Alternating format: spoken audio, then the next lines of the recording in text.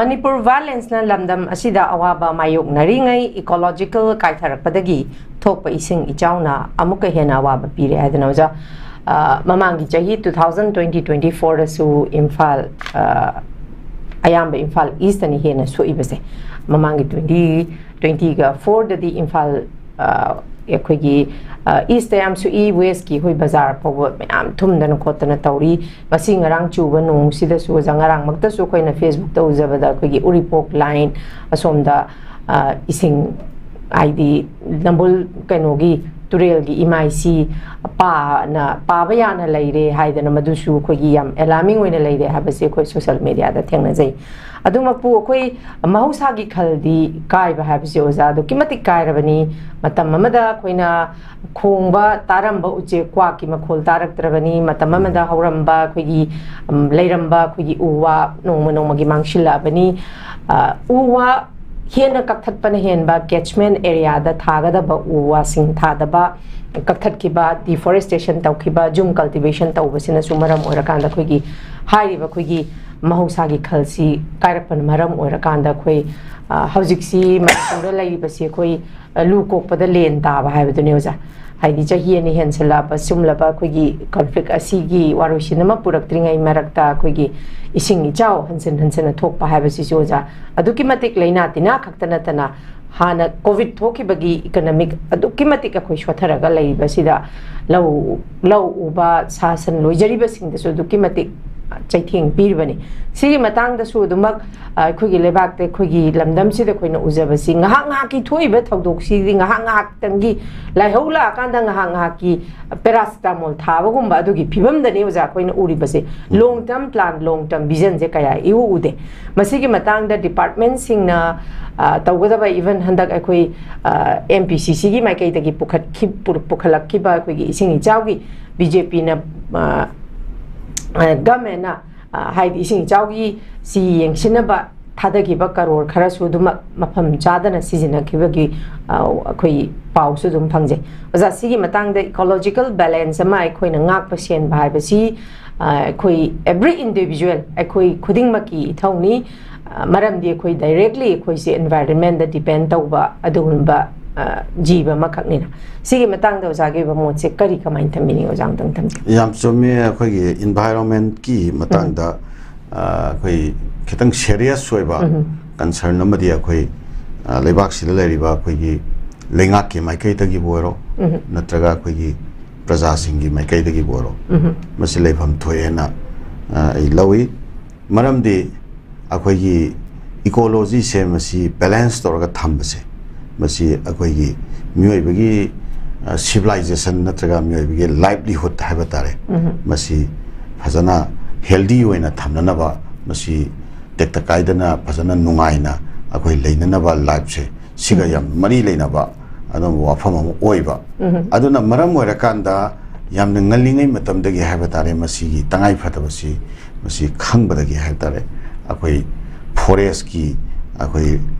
right forest ki reserve tawgi ek myamama akhoi India da so British India gi matam dagi hauraga mathang masi tawraga thamaga akhoi forest si preserve torakanda akhoi ecology ki balance masi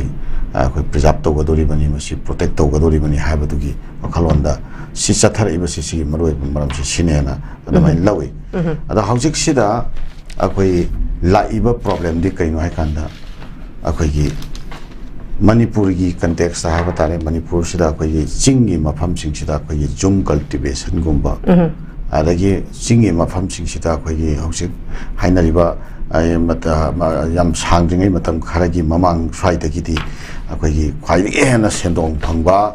akhoi gi cultivation se poppy cultivation se ni haidana adi podam amuk lakpadagi ching sida leibo umang wamang se paktakna na kokthoga poppy cultivation se nauna phajana paksana tokhalakpagi pot ama lakpa ana poppy cultivation se tawbada season nariba magi chemical fertilizer mayam se masi nong chuba matamda khoi soil erosion khangde ama khangde sum leibanina maduda yaura akanda khoi ising sidai sira madu yorpa maduna maram wara kanda khoi tampak ta su manipur mafam khuding makta khoi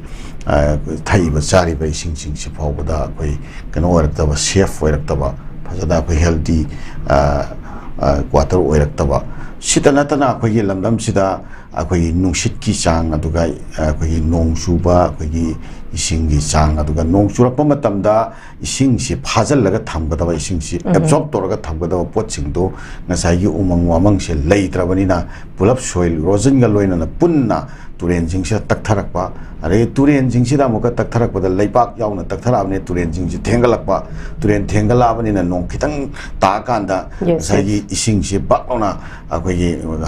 hadorakpa kairakpa yabagi chance la sumaina hiram myama mata haibata akoi yamasi punga ma ani punga ni hom mari manga akoi lecture taunariba subject ni akoi manga tara da loina titel khana bobudi ngamoi ado subsan jarakanda ecological balance akoi protect to haibase masi tangai phatana tawgadaba yadaba thabak amani masigi damakta manipur laingak na ada akoi center da lariba laingak se masi fazana convince to wiraga masi understanding fazana thambiraga manipur gi waina tung koina satna kadaba ecological balance protect to nanaba preserve to nanaba adumba policy ma fazana puthokpiraga adumba policy to strictly enforce the one people mathau tai ha wa famse masi thamjage. Okay, thank you very much Maja.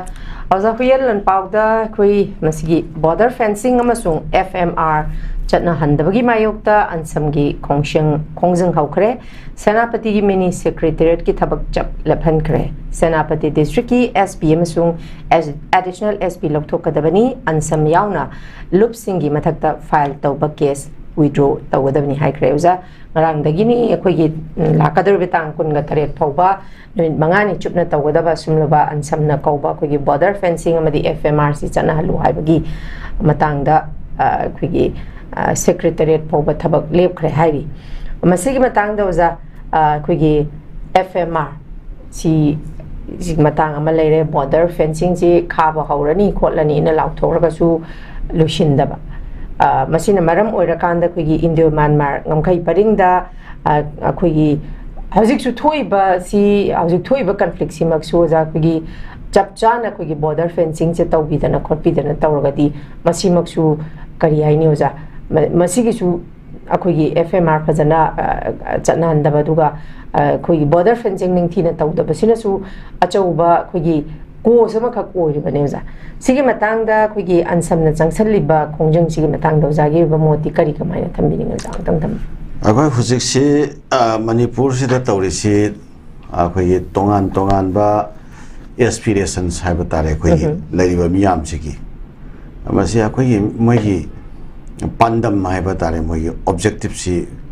tongan ba objective ta leibado madugi thabakni auji laiba hujiki FMR gi natraga border fencing gi matang da objection laknari si ado akhoi state sida lairi si sumaina yengba yai haiba tare akhoi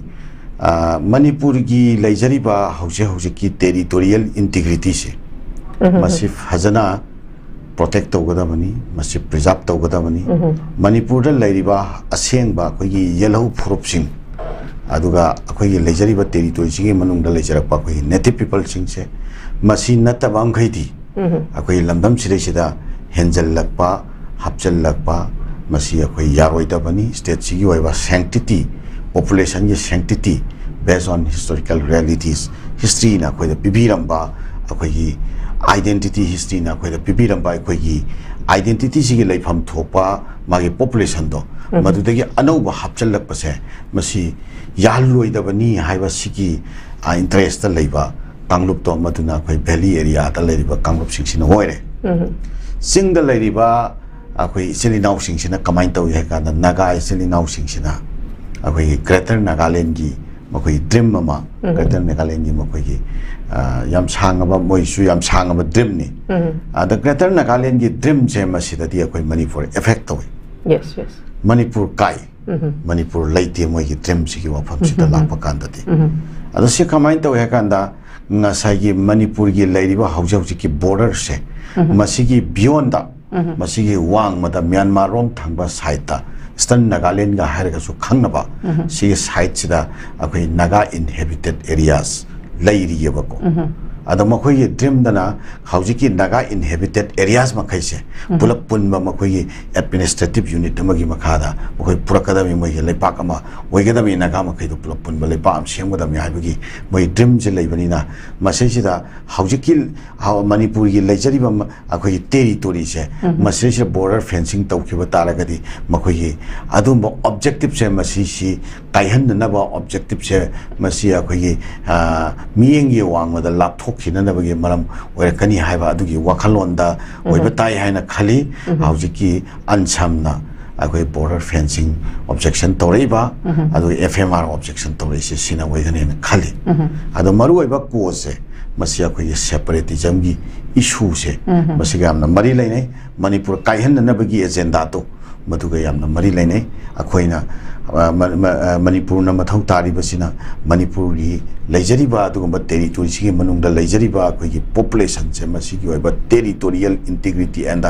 harmonious integrity एबा कोई लमदम सिदा stall तौगदाबनी मसी धमकांदा कोई लेरिबा मियाम से मसी नुसी चानना फजना लेमिनब ngамगनी फ्यूचर द वेलफेयर स्टेट अम पुरप ngамगनी अखोई लेरिबा कन्फ्लिक्ट मैम से लोइसनब ngамगनी कन्फ्लिक्ट सिंग से लोइसनदब तारगदी अखोई लेरिबा मुकनबा येतनबा खतनबा अदगी अखोई लमदम शांति ओइदबा अदुगा फ्यूचर की प्रोस्पेक्ट लेतबा अखोई मियाम से नेना ताबा पुंसिरोन लेतबा दैट काइंड ऑफ फ्यूचर अमा मणिपुर सिदा सम प्रोलॉन्ग तौरगा लेगनी हाइबनेबा सिगी मरक सेदा लेनरिबा यानतबा अदुम कन्फ्लिक्ट ऑफ इंटरेस्टिंग अदुनी अदुगी पार्ट अमने ना अदुमाइना थमसके ओके जसिदा मो